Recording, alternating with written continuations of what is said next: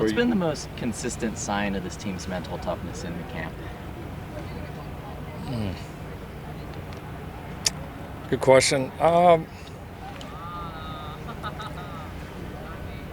think I would just say the consistent competitiveness of these practices. We've not had to push these guys a lot to come out and really compete, and I think there's a good healthy mentality, and I also think there's just legit competition at all these spots. I think guys realize that they can't afford to come out here with something less than their best, or they're going to get showed up, whether it's on the other side of the ball and who they're competing with on a snap, or it's other guys in their position room. And that's where having really good depth and recruiting and building a really good roster from top to bottom makes a big difference. It's the level of all your practices go up, and you just have that natural competitiveness that's already embedded in this group. You guys moved Tobias to center to try that out. How do you feel like that has gone this spring, and do you feel like that is a strategy you could employ in the fall? Sure, it's definitely a realistic option. I mean, as we learned from last year, where we had to play musical chairs with that group, you never know what's going to happen. And so, with Killian out right now, it was just something that made a lot of sense. And not just that, when we looked at everybody else that we wanted to rep this spring, it was the best way to rep some of these other guys at tackle, some of these other guys at guard. And we've moved Tobias around some. He hasn't went solely at center this spring. But, yeah, it's good for his development. He's a smart guy. He's been around. He does some things physically in there that you really, really like. And it'll create more competition at center and give us, I think, more depth and more versatility when the fall gets here. Of those young guys on the line who you've gotten to see because of that alignment, anyone in particular who's really impressed you over the course of this whole camp? Before he got dinged up, I mean, Breck was the furthest along, and I think he'll factor in for us in some way somehow based on what we saw the first couple of weeks. And Cannon Smith we've repped him at center. He's been really impressive. Pepe has a lot of really good reps. Vlad has a lot of really good reps. Those are probably the guys up to this point that have stood out the most, but of all the group, shows some flashes. But those guys, those four, are probably a little bit ahead in terms of their development right now. You guys have some safeties out, obviously, but Madden Rearen has been mentioned. It seems like after every practice. Yep. What is he doing that's getting those mentions? Well, he's smart and he makes plays. He shows up. The guy is. He's really picked up the system fast, even though he's a young guy. And that's one of the things we knew. We knew there was going to be some physical development to go with him, but we knew he was a very cerebral player. And, I mean, if you go back and look at his high school career, the guy always made plays on the ball, right? He just felt like got interceptions every single game. And he's done that, not every single practice, but he's had his fair share out here already. And so, he breaks on the ball fast. He diagnoses routes. He communicates well. He plays fast because he's confident mentally in what he's doing, and that's his advantage. And so, we got to continue to put some weight on him and get him stronger. But he's impressive. I mean, he goes in there from a mental standpoint and operates like a vet. And so it's impressive. It shows you how important the mental side of this game is. We got a lot of guys that are more physically developed than him, but he's kind of always there in the right spot. And when the play's there to be made, he typically makes it. With 2 practices left, what are you going to be looking for the most?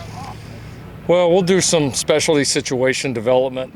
We got our big scrimmage, complete last Saturday. We're still repping, some open field situations as well, but we're really starting to get into situations, exposing these guys to some different things on special teams, on defense and offense. I think more than anything, keep the development going, and then for coaches, trying to give us an idea of what we really have at all these different positions. And then when you start talking about specialty groups on offense, defense, or special teams, going ahead and taking a look at it, exposing them so that when we plan throughout the summer, leading into fall camp, we've already seen these guys do a little bit of it. So it's been a good camp. Guys have handled it well.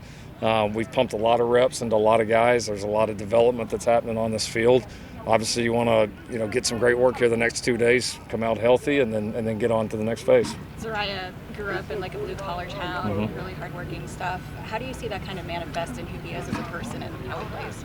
Yeah, I think he's come in with a really humble approach. He's wanted to come in and be a part of the team. he's come in and learned everybody. I mean, you're even watching him over there interacting with all our old linemen right now. I mean, that's kind of him. And so he hasn't come in, with any type of agenda to make the team better and come work and try to come make an impact. And I think the other guys here respect that. He works hard. He's about his business. He helps coach the young guys, but then other guys, push him or get on him, and he responds. Like, he just got a very mature outlook on it. And I think he does bring some that blue-collar toughness, some real attitude, which is something that we targeted. I know we've talked about a lot in the portal and specifically on the D-line with him and Van Sumeren was like, we need a couple guys that have been in the wars. We need a couple guys that are older, that have some experience to pair with this group has. And I think he's settled into that role pretty nicely here in the beginning. I know the 26 class had a lot of Trinity League guys. 27 class shaping up to have a lot of Trinity League guys. How much has that been a focus, and what's kind of been the key to rebuilding that pipeline over the course of this last year or two? Yeah, I don't know if there's anything different. It's been, the program's gotten better. The university's investment's gotten better. The roster's gotten better. The facility's gotten better. Everything about the program has gotten better. And with that, you're going to have recruits that take notice and want to be a part of it. And, from the very beginning, the vision here was get this place back to being so good that the great players in this area have zero reason to leave. Like, they don't have to leave. Like, they're not staying home just because, I'm staying home and I'm having to give it up, getting the best football experience or the best academic experience or whatever they want out of it. Build this up so good that it's like, why would I get on a plane when I got the very best right here? And that's been our kind of our mindset. Even though, you're in the individual years, you're trying to win as many games as you can and do this, you also have to have a bigger picture sense of where you're going. And that's been the goal all along. And yeah, the recruiting the last couple of years, it's a culmination of all of it, and it's starting to happen that way. I think the way we all envisioned when we came here, and so now we're just going to keep building and keep riding that wave of momentum, keep building the roster, just keep going. But it's an exciting time right now to be a Trojan. Another young guy that's been mentioned every practice, it seems like, too, is Tron Baker. And yeah. Can you just talk about what you're seeing from him as well? Yeah, Tron's, he's kind of reminds me a little bit of like Taj Washington-ish a little bit, in that they're a little bit different skill set. Tron's a little bit longer.